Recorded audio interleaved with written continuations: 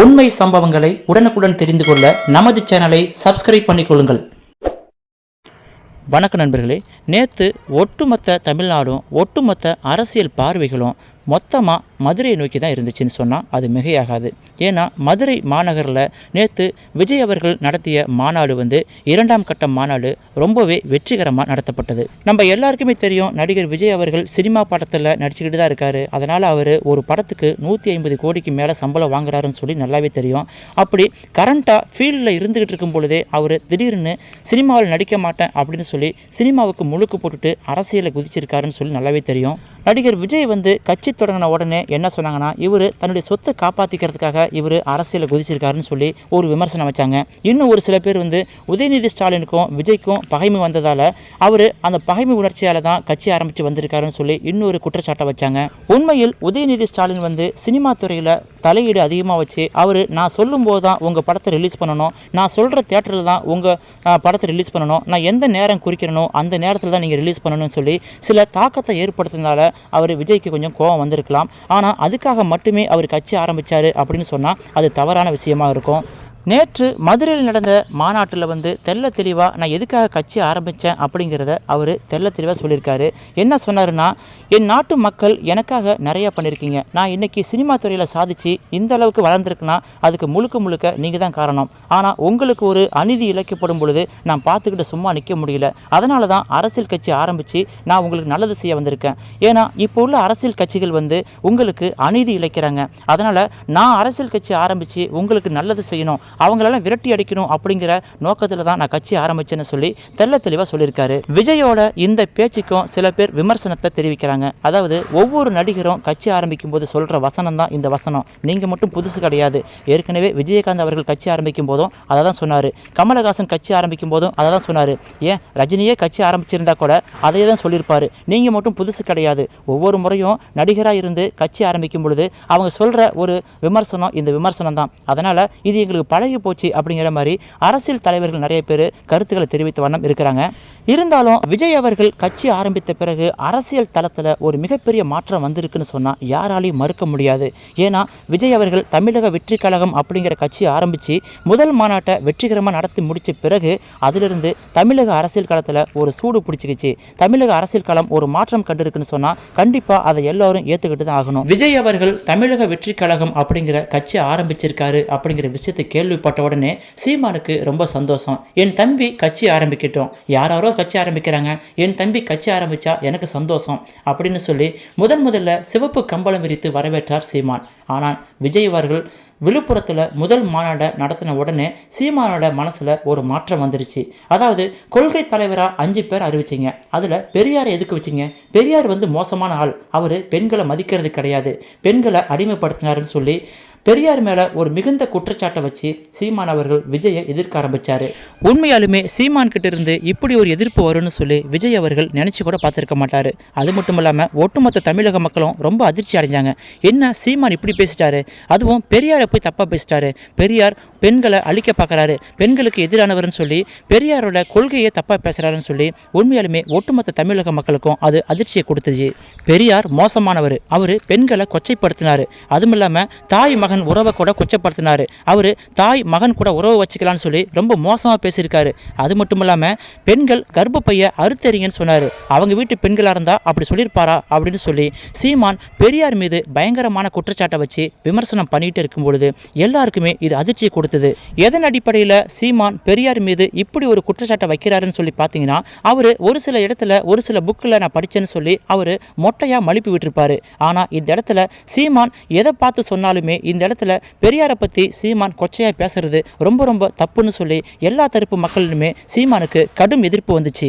இந்த இடத்துல பெரியாரை சீமான் தாக்கி பேச பதிலடி கொடுக்கும் விதமாக இருக்கக்கூடிய இடத்துல இருக்கக்கூடிய திமுக அதிமுக சீமானுக்கு சரியான தகுந்த பதிலடி கொடுக்க முடியாமல் அவங்களும் திணறிட்டு இருந்தாங்க.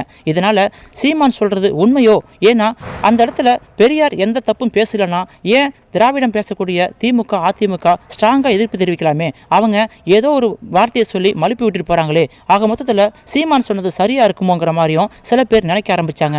திமுக அதிமுக 2 கட்சிகளும் சீமானுக்கு சரியான பதிலடி கொடுக்க முடியாத இருக்கிற சூழ்நிலையில் புதுசாக பெரியாரை கொள்கை தலைவரை ஏற்றுக்கக்கூடிய திரு விஜய் அவர்கள் பெரியாரை பற்றி தப்பாக பேசாதீங்க, அவருடைய கொள்கையை பற்றி தப்பாக பேசாதீங்க, அவருடைய கொள்கை விளக்கம் இதான்னு சொல்லி ஒரு தெளிவுரையை கொடுத்துருக்கலாமே. ஆனால் அவர் சைடில் இருந்தும் எந்தவித தெளிவான விளக்கமும் கொடுக்காம சீமானை கட்டவிழ்த்து விட்ட மாதிரி சுதந்திரமாக விட்டுட்டாங்க. ஆனால் சீமான் கிடைச்சது சான்ஸ்னு சொல்லி பெரியாரை மேலும் மேலும் கொச்சைப்படுத்தி பேச ஆரம்பிச்சிட்டாரு. சீமானுடைய பெரியார் எதிர்ப்பு கொள்கைக்கும் சீமானுடைய பெரியார் கொச்சைப்படுத்தி பேசும் விதத்துக்கும் அரசியல் கட்சிகள்கிட்ட இருந்து எந்தவித சரியான எதிர்ப்பும் வராத சூழ்நிலையில் மக்கள் மனசுல, குறிப்பா பெண்கள் மனசுல சீமானுக்கு எதிரான கண்டனங்கள் வலுத்துக்கிட்டே வந்தன. பெரியாரை பற்றி சீமான் பேசுவதை நிறுத்திக் கொள்ள வேண்டும். ஏன்னா எங்களை போல பெண்கள் சுதந்திரமா செயல்படுவதற்கு பெரியார் கொள்கையை வைத்து தந்தாரு, எங்களுக்கு சமூக நீதியை காத்து கொடுத்தாரு. பெரியார் ஒருத்தர் இல்லைன்னா நாங்கள்லாம் இன்னும் ஆண்களுக்கு அடிமையாக தான் கிடப்போன்னு சொல்லி உண்மையாலுமே பெண்கள் மனசுல சீமானுக்கு எதிர்ப்பாலைகள் வீசிக்கிட்டே இருந்துச்சு. பெரியாரை இந்த அளவுக்கு தாக்கி பேசுற சீமான் ஒரு காலத்துல திமுக கூட இருந்துகிட்டு பெரியாரை தாங்கி பிடிச்சவர் தான், பெரியாரிசத்தை புகழ்ந்து பேசினவர் தான். பெரியார் ஒருத்தர் இல்லைன்னா இந்த காலத்தில் பெண்கள் இந்நேரம் அடிமையாக கடந்திருப்பாங்க, ஆண்களுக்கு இரையாயிருப்பாங்க, பெண்களுக்கு விடுதலை வாங்கி கொடுத்தவர் பெரியார் தான் சொல்லி பெரியாரை புகழ்ந்து பேசினவர் தான் சீமான். இப்போ திடீர்னு பெரியாரை பற்றி ரொம்ப கேவலமாக பேசுறதுக்கு காரணம் யாருன்னா திரு விஜய் அவர்கள் என்று சொல்லப்படுது. அதாவது விஜய் அவர்கள் டிவிகே என்ற கட்சி ஆரம்பித்து தான் கூட இணைஞ்சு வருவார், தன் கூட கூட்டணி வச்சு நம்ம ஆட்சியை பிடிக்கலான்னு சொல்லி கனவு கண்டுட்டு இருந்த சீமானுக்கு அது ஏமாற்றமே கிடைச்சது. ஏன்னா விஜய் அவர்கள் கட்சி ஆரம்பித்து அந்த மாநாட்டில் பேசும்பொழுது என் கூட கூட்டணிக்கு வாங்க, நான் தலைவராக இருக்கேன், என் கூட கூட்டணிக்கு வரவங்களுக்கு நான் அதிகார பகிர்வு தருவேன்னு சொல்லி தன்னை தலைவராக நியமித்தார். இதை சீமானுக்கு கொஞ்சம் கூட பிடிக்கல. ஏன்னா சீமான் கீழே விஜய் வருவாருன்னு சொல்லி அவர் எதிர்பார்த்தாரு. ஆனால் விஜய் என்னடான்னா எனக்கு கீழே தான் எல்லாம் வரணும், என் கூட கூட்டணிக்கு வாங்கன்னு சொல்லி இப்போ கூட்டணி கட்சி தலைவராக அவர் இருக்க பார்க்குறாரு அப்படின்னு சொல்லி சீமானுக்கு அது பயங்கர அப்செட்டை கொடுத்துச்சு. இன்னொரு பக்கம் சீமான் கட்சியாக இருக்கக்கூடிய நாம் தமிழர் கட்சியில் பெரும்பாலும் இளைஞர்கள் அதிகமாக இருக்காங்க. அந்த இளைஞர்கள் விஜயை ரசிக்கக்கூடியவங்களா இருக்காங்க. விஜயோட ரசிகர்கள் அதிகமாக இருக்கிறதால விஜய் கட்சி ஆரம்பித்தா நம்ம கூட்டணி வந்தால் மட்டும் அது நமக்கு லாபத்தை கொடுக்கும், நம்ம கூட இருந்து கூட்டணி வரலனா நம்ம கட்சியிலிருந்து நிறைய இளைஞர்கள் விலகிறதுக்கு வாய்ப்பு இருக்குன்னு சொல்லி நம்பி தான் இப்போது விஜய் கட்சியை அழிக்கணும், விஜயோட கொள்கையை ஸ்பாயில் ஆக்கணும், விஜயோட கொள்கை தலைவராக இருக்கக்கூடிய பெரியாரை வந்து தாக்கி பேசினா கண்டிப்பாக அவருடைய கொள்கை நிறுத்து போகும், அதுக்கப்புறம் அந்த கட்சி பலவீனமாயிடும்னு சொல்லி முடிவு பண்ணி தான் சீமான் பெரியாரை கடுமையாக தாக்க ஆரம்பிச்சாருன்னு சொல்லி ஒரு குற்றச்சாட்டு சீமான் மேலே வச்சுக்கிறாங்க. சீமானும் கீழே விழுந்தாலும் மீசையில் மண்ணு ஓட்டலுங்கிற கதையா, அதெல்லாம் ஒன்றும் இல்லை, எனக்குன்னு ஒரு கொள்கை இருக்குது, என்னை பிடிச்சி போய் தான் என் கூட என் தம்பிகள் நிற்கிறாங்க, விஜயோட ரசிகர்கள்லாம் இங்கே யாரும் கிடையாது, அப்படி இருந்து அவங்க போனாலும் கவலை இல்லைன்னு சொல்லி மாறுதட்டி சொன்னார். ஆனால் இது சீமானுக்கு மிகப்பெரிய மைனஸ் பாயிண்டாக பார்க்கப்பட்டது. இந்த சூழ்நிலையில் தான் விஜய் அவர்களின் 2வது மாநாடு மதுரை மண்ணில் நேற்று நடைபெற்றது. அந்த மதுரை மாநாட்டில் விஜய் அவர்கள் சீமானுக்கு தக்க பதிலடி கொடுப்பாருன்னு சொல்லி எல்லாரும் எதிர்பார்த்து காத்திருந்தாங்க. ஏன்னா தன்னுடைய கொள்கை தலைவர் பெரியாரை கேவலமாக பேசின சீமானுக்கு அவருக்கு புரியும்படி சில வார்த்தைகளை சொல்லுவாருன்னு சொல்லி எல்லாரும் எதிர்பார்த்தாங்க. ஆனால் விஜய் அவர்கள் அதை பற்றி ஒரு வார்த்தை கூட பேசலை. மாறாக மாநாட்டு திடலில் வந்து விஜய் ரசிகர்கள் சீமான் ஒழிக சீமான் ஒழிகன்னு சொல்லி கோஷம் எழுப்பினாங்க. இதுக்கு என்ன காரணம்னா ஏற்கனவே சீமான் அவர்கள் கொள்கை தலைவராக இருக்கக்கூடிய பெரியாரையும் நம்ம விஜயையும் தாக்கி பேசியிருக்காருன்னு சொல்லி இப்போ இந்த மாநாட்டை பயன்படுத்தி எல்லாரும் சீமான் ஒழிகன்னு சொல்லி கோஷம் எழுப்பினதை மீடியா முழுக்க டெலிகாஸ்ட் பண்ணாங்க. பெரியார் மீது சீமான் வச்ச 2 குற்றச்சாட்டுகள் என்னன்னா, தாய் மகன் உறவை கொச்சப்படுத்தினது, இன்னொன்று பெண்கள் தன்னுடைய கர்ப்பப்பையை வெட்டி எறிங்க அப்படின்னு சொல்லி பெரியார் சொன்னது. இதை வந்து பெரியார் மீது குற்றம் சுமத்தின சீமான் கண்டிப்பாக பெரியாரோட காலகட்டத்துக்கு டைம் டிராவல் பண்ணி சீமான் அங்கிருந்து யோசனை பண்ணி பார்த்திருந்தா பெரியார் எந்த ரீதியில் எதன் அடிப்படையில் சொல்லியிருப்பாருன்னு சொல்லி தெள்ள தெளிவாக புரியும். அந்த காலத்தில் பெண்களை ஒரு போக பொருளாக பார்த்தாங்க ஆண்கள் வர்க்கம். அதாவது ஆண்கள் பெண்களை கல்யாணம் பண்ணிட்டு வந்து குழந்தை பெற்கிற மிஷினாக வச்சுருந்தாங்க. எத்தனை குழந்தை வேணுமோ அத்தனை குழந்தை பெற்றுக்கலாம், ஆண் குழந்தை வேணும்னா ஆண் குழந்தை இல்லைன்னா இன்னொரு கல்யாணம் பண்ணிக்கலாம்னு சொல்லி பெண்களை ஒரு போக பொருளாக குழந்தை பெருக்கும் மிஷினாக தான் பார்த்தாங்க. அதனால் பெண்களுக்கு எதிராக அந்த காலத்தில் ஆண்கள் இருந்தாங்கன்னு சொல்லி தான் பெரியார் அந்த டைமில் நீங்கள் கர்ப்பப்பையை வெட்டி எறிஞ்சி வீசிட்டீங்கன்னா இந்த ஆண்கள் என்ன பண்ணுவாங்க, அப்போது உங்களை குழந்தை பெக்கிற மிஷினாக மட்டும் பார்க்க மாட்டாங்கல்ல, நீங்கள் அந்த கர்ப்பப்பையை வெட்டி வீசுங்க அப்படின்னு சொல்லி புரட்சியை ஏற்படுத்தும் விதமாக தான் பெரியார் பேசியிருக்காரு. அதை வந்து சீமான் இந்த காலத்தில் பேசும்பொழுது அதை முழுமையாக சொல்லியிருக்கணும். அந்த காலகட்டத்தில் உணர்ச்சி எப்படி இருந்தது, அவங்கள பெண்களை எப்படி வச்சுருந்தாங்க, பெண்களோட உணர்ச்சி எப்படி இருந்தது, அவங்களுடைய மனநிலைமை எப்படி இருந்தது, அதுக்காக தான் பெரியார் பேசினாருன்னு சொல்லி யோசனை பண்ணி பேசியிருந்தா கண்டிப்பாக சீமான் இப்படி மொட்டையாக பெரியாரை பற்றி தப்பு சொல்லியிருக்க மாட்டார். 100 வரிகள் உள்ள ஒரு சரித்திர பதிவேட்டை மாநாட்டை 2 லைனில் முடிக்கணும்னா கண்டிப்பாக இது போல் மொட்டையாக புரிஞ்சுக்கிட்டு பேசினா மட்டும்தான் முடியும்னு சொல்லி தான் சீமானுக்கு நிறைய பேர் எதிர்ப்பு தெரிவித்தாங்க. அதன் பிறகு திமுக, அதிமுக போன்ற அரசியல் கட்சிகள் நமக்கு வலுவான முறையில் எதிர்ப்பு தெரிவிக்கலைன்னாலும் மக்கள் மனசில், குறிப்பாக பெண்கள் மனசில் நம்மளை பற்றி ஒரு தப்பான அபிப்பிராயம் ஏற்பட்டிருக்குன்னு சொல்லி சீமான் புரிஞ்சுக்கிட்டு அதுக்கப்புறம் பெரியாரை தாக்கி பேசுகிறத நிறுத்திக்கிட்டாருன்னு சொல்லலாம். இப்போ விஜய் அவர்கள் 2ஆம் கட்டமாக 2ஆம் மாநாடு நடத்தி முடித்த சூழ்நிலையில் இப்போ சீமான் கிட்ட பத்திரிகையாளர்கள் கேள்வி கேட்கும் பொழுது தன்னுடைய மனக்குமுறலை மறுபடியும் வெளிப்படுத்தியிருக்காரு சீமான். இப்போ விஜயோட மாநாட்டையும் ஏற்றுக்க மாட்டேன், அது ஒரு தவறான முடிவு அப்படின்னு சொல்லி தன்னுடைய எதிர்ப்பு தெரிவிக்கணும் அப்படிங்கிறதுக்காக இப்போ சீமான் அவர்கள் யாரை கையில் எடுத்திருக்காருன்னா அண்ணாவையும் எம்ஜிஆரும் கையில் எடுத்திருக்காரு. அதாவது விஜயோட மாநாட்டு திடலில் முகப்பு உரையில் அண்ணாவோட படமும் எம்ஜிஆர் படமும் இருக்கும், சென்ட்ரா விஜயோட படம் இருக்கும். இப்போ இவர் என்ன குற்றச்சாட்டு வைக்கிறாருன்னா, ஏற்கனவே அண்ணா ஆரம்பித்த கட்சி திமுக, எம்ஜிஆர் ஆரம்பித்த கட்சி அதிமுக, 2 கட்சியும் சரியில்லைன்னு நீங்கள் சொல்கிறீங்க. ஆக மொத்தத்தில் 2 கட்சி தலைவர்களையும் எதுக்கு வச்சுருக்கீங்க? திமுக கட்சி சரியில்லை, அந்த கட்சி ஊழல் பண்ணுது, கொள்ளையடிக்கிறாங்கன்னு சொல்லி தான் மாற்று கட்சியாக நான் வந்திருக்கேன்னு சொல்லி நீங்கள் சொல்கிறீங்களே விஜய், அப்போ எதுக்காக திமுகவை உருவாக்கின அண்ணாவோட ஃபோட்டோ வச்சிருக்கேன்னு சொல்லி சீமான் அவர்கள் கேள்வி கேட்குறாங்க.